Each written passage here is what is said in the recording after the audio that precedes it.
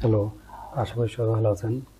আজকে আপনাদের দেখাবো যে ভিএস কোড বা ভিজুয়াল স্টুডিও কোড এটা কিভাবে ইনস্টল করতে হয় এবং ডাউনলোড থেকে ইনস্টলেশন ফুল প্রক্রিয়াটা আজকে আপনাদের দেখাবো।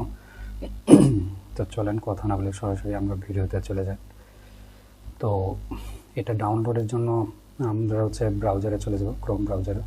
তো এখানে গিয়ে আমরা সার্চ করব free free VS code download.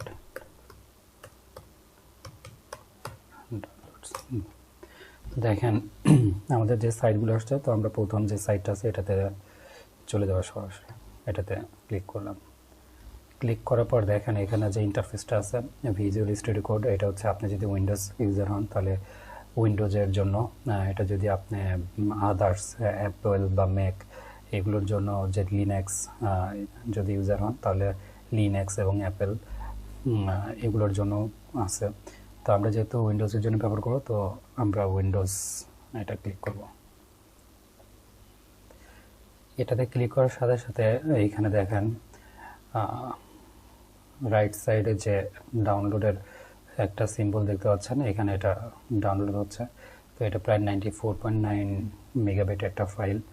এটা আমাদের এখানে ডাউনলোড হলে সরাসরি আমরা ফাইলটা ইনস্টল করব। তো এইখানে আরও কিছু দেওয়া আছে, এটার ইনস্ট্রাকশন। এটাতে হচ্ছে আপনারা কী কী কাজ করতে পারবেন, C++, C#, Java, Python, PSP, এগুলোর কাজও আপনি এই ভিজুয়াল স্টুডিওর মাধ্যমে করতে পারবেন। এগুলোর আরও অনেক ডিটেলস এখানে দেওয়া আছে, আপনারা চাইলে এটা পড়তে পারেন, পড়ে দেখতে পারেন যে আসলে এটা আপনার ইউজার প্লাস কীভাবে কোন কোন ল্যাঙ্গুয়েজগুলো আপনার এটাতে ইউজ করতে পারবেন বা এটার মধ্যে ইউজ করতে পারবেন। আর এইটা ভিএস কোডটা মূলত হচ্ছে যারা প্রফেশনালি যারা ডেভেলপার, ওয়েব ডেভেলপার, তারা অনেকে এটা ব্যবহার করে। আর যারা বিগিনার তাদের প্র্যাকটিসের জন্য এটা ভালো একটা প্র্যাকটিস, যে যখন আমরা এইচটিএমএল, সিএসএস, জাভাস্ক্রিপ্ট এগুলো করবো, তো আমরা ভিএসএস কোড ভিএস অ্যাপ্লিকেশনের মাধ্যমে করবো পরবর্তীতে, যাতে আমরা ইউজ টু হয়ে যায় এবং কাজটা যাতে পরবর্তী স্মুথলিভাবে করতে পারি। তো এটা প্রথম আজকে আমরা জাস্ট এটা ডাউনলোড থেকে ইনস্টলেশন এটার প্রক্রিয়াটা দেখাবো।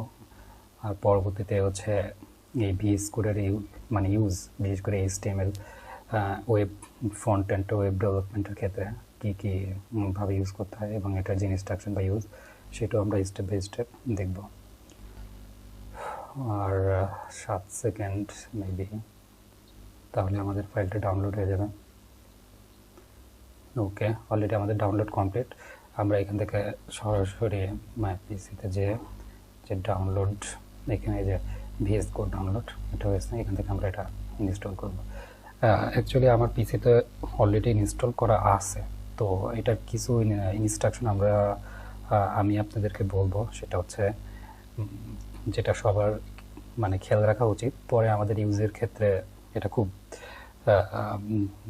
সাপোর্ট হিসেবে বা অ্যাডভান্টেজ হিসেবে কাজ করে। তো কোন কোন ব্যাপারগুলো আমরা খেয়াল রাখবো একটু দেখি। তো দেখেন যতগুলো হচ্ছে চেকবক্স আসবে সবগুলো আমরা টিক করে দেবো, ঠিক আছে, সবগুলো চেকবক্স হচ্ছে আমরা টিক করে দেবো।